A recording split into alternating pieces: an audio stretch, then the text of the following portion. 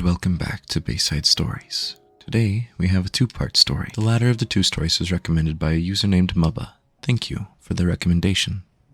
The first book, The Woodcutter's Wife, can be found in the Bard's College, Bits and Pieces, and Blue Palace of Solitude, in Jorvaskr and House of Clan Battleborn, in Whiterun, as well as on the table of Grelod the Kind's room in the orphanage. The second book, The Cabin in the Woods, can be found in House of Clan Battleborn and House of Greymane in Whiterun, as well as being found in Ustengrav, Moorside Inn, and in the House of Braylon at Solitude. Thank you for listening, and I hope you rest well. The Woodcutter's Wife, Volume 1, as told by Mogan, son of Molag. Legends tell of a woodcutter who built a shack deep within the pine forest. There, he hoped to live in peace with his family. The woodcutter's family lived well for a long time, but without warning, the weather turned bitterly cold and spoiled the harvest. Before long, with their meager supply of food all but gone, the family was starving. Late one snowy night, a traveler knocked on the cabin door, seeking shelter from the biting cold. Always generous of heart, the woodcutter welcomed the stranger into his home, apologizing that he had no food to offer. With a smile, the traveler cast off his cloak to reveal the garments of a mage. As the woodcutter and his family looked on, the mysterious visitor reached into his satchel and withdrew a scroll tied with a silver ribbon. No sooner had the wizard unfolded the scroll and read the words aloud, when a great feast appeared out of thin air. At night, nobody in the woodcutter's cabin went hungry. Day by day, the snow piled up. Every night, the mage produced another scroll from his bag and read the words, each time summoning a new feast. On the fifth night, the woodcutter's wife awoke her husband to confess her mistrust of their magical guest. Surely, she argued, there was some price to pay for the magical feast that everyone enjoyed, night after night. The woodcutter would have none of it.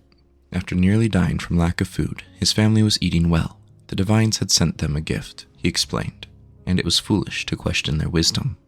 But the woodcutter's wife would not be persuaded. Every night she grew more fearful and desperate. She was certain that the family had entered into a devil's bargain, and the time would soon come when the mage would ask for something unspeakable in return for his gifts.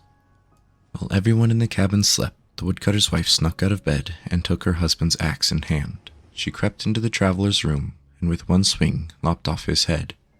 Suddenly, the wizard's disembodied head awoke. His eyes opened wide, and when he beheld his maimed body, he let forth a terrible cry. Awoken by the horrified scream, the woodcutter and his children rushed into the room and gasped at the terrible sight of the decapitated mage. With his last gasp of breath, the traveler laid a fearful curse on the woodcutter's wife. After her mortal death, she was damned to rise once again and walk the woods alone, only to burn at the rise of the sun. To this day, those who walk the pine forest late at night tell tales of a weeping woman glimpsed between the trees.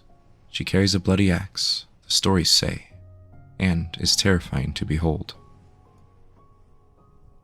The Cabin in the Woods, Volume 2, as told by Mogan, son of Molag. Late one night a few seasons ago, a soldier was returning home from several bloody battles. He decided he would save some gold and decided to cross the pine forest on foot. The first day of his journey was rather uneventful.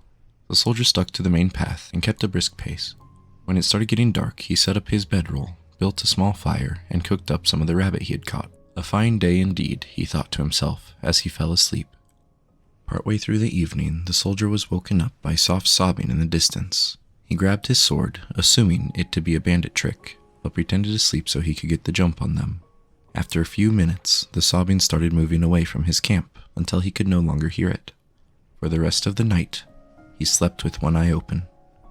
Day 2, the soldier awoke from what rotten sleep he could catch and started off through the forest at a quicker pace, intending to put distance between himself and whatever he had heard last night.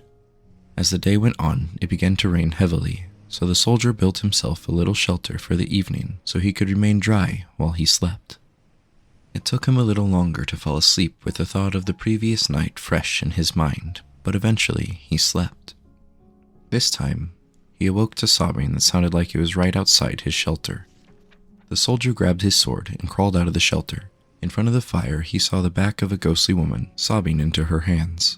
The soldier mustered his courage and asked her what was wrong. No answer. He began to slowly approach, but before he could reach her, she turned and screamed at him. The ghostly woman raised an axe and began to run at the soldier, disappearing before she made contact. The soldier took off into the night with just his sword in hand. He ran until the first light of dawn, where he started down the road again, as fast as he could move. The third day was bright and sunny, but the soldier, rattled and sleepless, didn't even notice. He moved as fast as he could, trying to get through the forest before nightfall. As darkness began to fall, he saw a cabin just off the road, and thought to himself it would be a good place to hunker down for the night. After arriving at the cabin, he spent some time blocking the doors and windows. Nothing would get in. Despite his preparations, he could not sleep. He sat in what used to be the cabin's bedroom, staring at the barricaded door, shaking. Eventually, he could keep his eyes open no longer, and fell asleep. This time, he awoke to laughing on the other side of the barricaded door. It sounded like the woman from before, but he refused to believe it was her. The soldier burst through the barricaded door into the main room to find the ghostly woman from the night before, staring at the ground, laughing hysterically with an axe in hand. He began to relentlessly attack the ghostly woman, but he could feel his strikes were less effective. He used a scroll of firebolt, which drew a scream from her, and she exploded, disappearing. The ordeal was over. The ghost was gone. The soldier slept well that night, and the next day made excellent distance through the woods. As the sun began to set, he came out on the other side of the forest and looked back, remembering the days before. As he turned and started walking away from the woods, he could swear he heard that sobbing again.